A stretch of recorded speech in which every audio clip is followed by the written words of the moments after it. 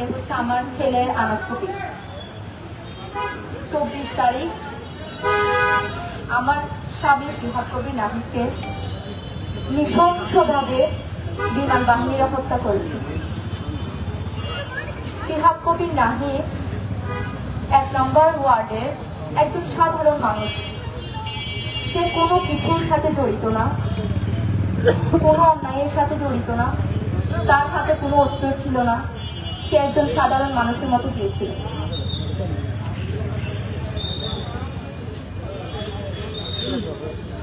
আমার পরিবার না, আমার শ্বশুরের নাম হচ্ছে নাসিরউদ্দিন। আমার শাশুড়ি হচ্ছেন গভর্নমেন্ট বয়েজ স্কুলের প্রাক্তন হেডমিস্ট্রেস। তাও আমার হাজব্যান্ড শিহাব কবির নাহিদ কখনো তার বাবা মায়ের পরিচয় চলেনি। সে খুবই সাধারণ একজন মানুষ। আমার স্বামীকে ওনারা সবার মাঝে টার্গেট করে নৃশংসভাবে হত্যা করেছে। হত্যা করার পরে তারা থামেনি, তারা মিথ্যা খবর ছড়াচ্ছে। মিথ্যা খবর ছড়িয়ে আমার স্বামীকে সন্ত্রাসী বানাচ্ছে, প্রমাণকে লুটপাট করতেছে। তারা নিজেদের মাধ্যমে না করে অন্যদের মাধ্যমে প্রচার করছে।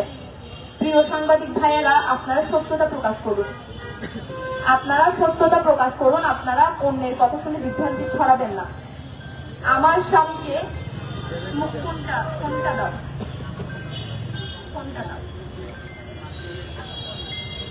আমার স্বামী শিহাব কবির নাহিদের মাথার রক্ত ঝরেছে, উনি শহীদ হয়েছেন। আমার একটা চাওয়া হচ্ছে বিচার বিভাগীয় মাধ্যমে আমি আমার স্বামীর সুষ্ঠু বিচার চাই। আমার স্বামীকে হত্যা করেছে, গুলি করেছে আমার স্বামীকে। আপনারা সবাই দেখুন, এটা কি কখনো লাঠির, এটা কি কখনো পাথরের নিক্ষেপ হতে পারে? এটা কি পাথরের নিক্ষেপ হতে পারে? নৃশংসভাবে হত্যা করেছে আমার স্বামীকে, নৃশংসভাবে। এরপরও হয়তো আমিও মারা যেতে পারি, কিন্তু আপনারা রুখে দাঁড়াবেন, আপনারা রুখে দাঁড়াবেন। আজকে আমার স্বামী মারা গিয়েছে, আমার স্বামী শহীদ হয়েছে। অন্যদিন আপনাদের ভাই, আপনাদের বাবা, আপনাদের হাজবেন্ড হতে পারে। আমার স্বামীকে আমার বাচ্চার কাছ থেকে কেড়ে নিয়েছে। আমার বাচ্চা কিভাবে তার বাবাকে বাবা বলে ডাকবে? এটা বিচার চাই আমি বিচার বিভাগীয় মাধ্যমে সুষ্ঠু বিচার চাই, সুষ্ঠু বিচার চাই। সদর হাসপাতালে আমার ওনাদের কাছে একটা রিকোয়েস্ট থাকবে, ওনারা সত্যতা প্রকাশ করুন। আমরা স্বাধীন বাংলাদেশে নেই। স্বাধীন বাংলাদেশে যদি আমরা থাকতাম, কখনো আমার স্বামীকে দিনে দুপুরে সকালবেলা নৃশংসভাবে হত্যা করা হতো না। ওনার মাথার খুলে উড়ে গিয়েছে, ওনার মগজ বের হয়ে গিয়েছে। ওনারা বলছে যে গুলি করেনি, কিন্তু গুলি তো ওনার মাথায় আছে। সবাই যে ওনার মাথায় হাত দিয়েছে, আমি নিজে হাত দিয়েছি, মগজ খুলে পড়ে যাচ্ছে। ওনাকে হত্যা করার পরে ওনারা অফিসের মাধ্যমে 1 ঘন্টা পর্যন্ত ঢুকিয়ে রেখেছে, যাতে ছটফট করে মৃত্যুবরণ করে। আমি এটা বিচার চাই। আমার সন্তানের বাবাকে যারা কেড়ে নিয়েছে, আমি এটা সুষ্ঠু বিচার চাই। আর যদি আমি স্বাধীন দেশে থেকে যদি বিচার না পাই, আমাকে মেরে ফেলতে হবে, আমার সন্তানকে মেরে ফেলতে হবে। আমি এটা সুষ্ঠু বিচার চাই।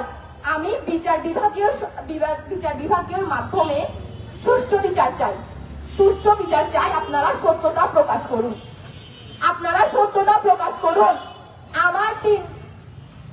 আমার ছোট 3 বছরের বাচ্চা বাবা ছাড়া কিছু চিনে না। ওর বাবা শিহাব কবির নাহিদের হেডলাইন ছিল আনাসের বাপ্পা। এখন আনাস কাকে বাপ্পা বলে ডাকবে? কাকে ডাকবে আপনারা বলুন? উনার মাথা যে খুলে গুড়িয়ে দিয়েছে, উনি যদি কোনো দোষ করে থাকতেন, ওনাকে আইনের মাধ্যমে এনে উপযুক্ত শাস্তি দেওয়া যেত। কিন্তু মাথা খুলে উড়িয়ে দেওয়ার কোনো কিছু হয়নি। আমার স্বামী শিহাব কবির নাহিদ শহীদ হয়েছে। আমার স্বামীর আমি বিচার বিভাগীয় তদন্তের মাধ্যমে সুষ্ঠু বিচার চাই। আমি সুষ্ঠু বিচার চাই। আমার সন্তানের বাবা শহীদ হয়েছে। আমার বাচ্চার বাবা শহীদ হয়েছে, এটা স্বীকৃতি চাই, সুষ্ঠু বিচার চাই।